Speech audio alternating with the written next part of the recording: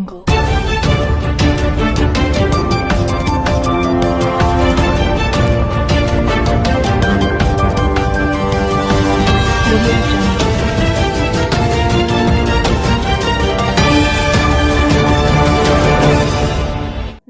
દર્શક મિત્રો, આપ જોઈ રહ્યા છો Banas crime 24 news Gujarati channel. હવે જોઈએ આજના મુખ્ય સમાચાર। ડીસા નગરપાલિકાનો વિવાદ વચ્ચે જનરલ બોર્ડ રદ કરાતા વિકાસના કામો અટક્યા। પાલિકા પ્રમુખ સંગીતાબેન દવે બોલાવેલ બોર્ડ આખરે રદ કરાયું। ભાજપના સદસ્યો ગેરહાજર રહેશે તેવી દહેશતને લઈને બોર્ડ રદ કરાયું। પાલિકા પ્રમુખ સંગીતાબેન દવેએ બોર્ડ રદ કરવા ટેલિફોનિકમાં જાણ કરાઈ।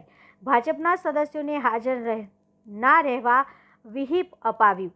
પ્રમુખ સામે અવિશ્વાસ આવતા જ પ્રમુખ ખુરશી બચાવવા ધમપછાડા।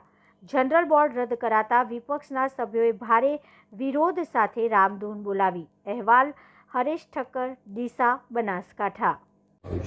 આજરોજ ખાસ સાધારણ સભા બોલાવવામાં આવેલી હતી, પરંતુ પ્રમુખશ્રીએ આજે સર્ક્યુલર કરી અને લગભગ 10:30ના સુમારે તમામ સભ્યોને જાણ કરવા સર્ક્યુલર કરેલ છે કે આજની સભા અનિવાર્ય કારણોસર મોકૂફ રાખવામાં આવેલું છે। સાહેબ, અગાઉ પણ એકવાર બોર્ડ રદ થયું? હા, અગાઉ પણ એક વખત આવી જ રીતે બોર્ડ બોલાવવામાં આવેલું હતું, પરંતુ કોઈક કારણોસર દર્શાવવામાં એવું જ આવેલું હતું કે અનિવાર્ય કારણોસર એના લીધેથી બોર્ડ મોકૂફ રાખવામાં આવેલું હતું। સાહેબ, આપણી કચેરીની આગળ હાલ રામધૂન ચાલી રહી છે, કેટલાક સદસ્યો કયા કારણોસર? એટલે અમુક સભ્યોની માંગણી હતી કે વારંવાર આવી રીતે બોર્ડ મુલતવી રહે અને તેના કારણે કેટલાક કામો ખોરંભે ચડી જતા હોય છે, જે ના થવું જોઈએ, એને લઈ અને કેટલાક સભ્યોએ રામધૂન બોલાવેલી હતી। ઓકે સર, વારંવાર આ રીતે બોર્ડ કેન્સલ થાય છે તો એ વિકાસના કામોમાં કોઈ ફેર પડી છે? વારંવાર રીતે બોર્ડ કેન્સલ થતું એના કારણે કેટલાક જરૂરી ઠરાવ હોય એ ઠરાવ થઈ શકતા ના હોય, એ સ્વાભાવિક છે અને તેના કારણે કેટલાક કામોમાં અસર પડી શકે છે। ડીસા નગરપાલિકાનો આ જનરલ બોર્ડ હતો।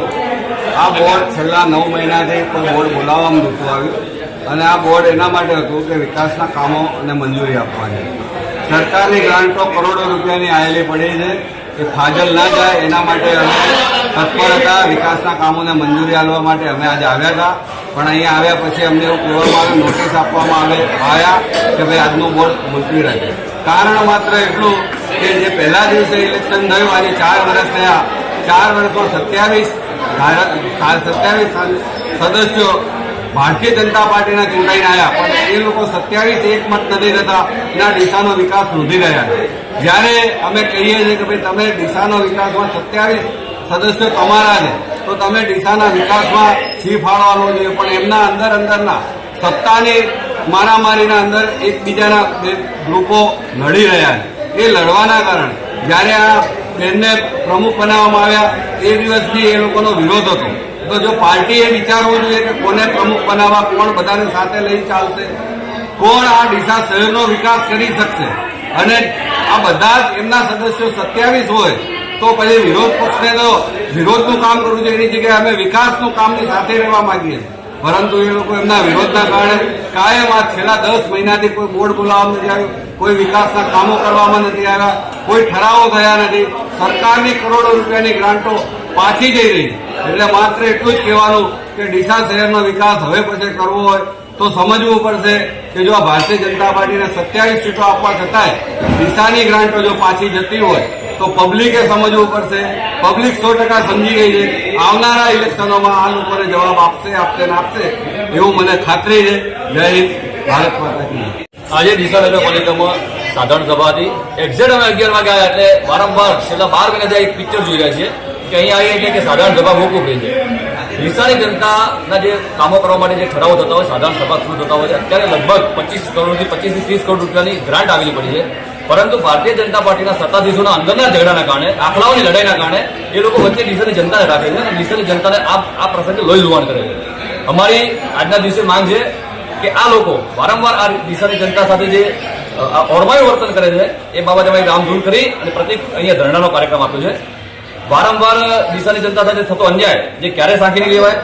ભારતીય જનતા પાર્ટીની અંદર અત્યારે જે જોવા જઈએ તો વિશ્વની સૌથી મોટી પાર્ટી છે, એનો એક ભારતીય હોવાનો આપણે ગૌરવ કે આપણા દેશની પાર્ટી કે એક વિશ્વમાં મોટી છે, પરંતુ નીચે જે અત્યારે જે મંદબુદ્ધિના લોકો ઘૂસી ગયા છે કે જે માત્ર વિકાસનો વિરોધ કરે છે, એક વિરોધ પક્ષના કારણે ધારો કે ક્યારેક કોઈ હોય તો અમે એનો વિરોધ કરી શકીએ, પરંતુ અંદર ઝઘડાઈ અને જે ડીસાનો વિકાસ અટકાઈ અને મંદબુદ્ધિના લોકો જે વિકાસના વિરોધી થયા છે એ બાબતે અમે સખત શબ્દોમાં નિંદા કરીએ છીએ.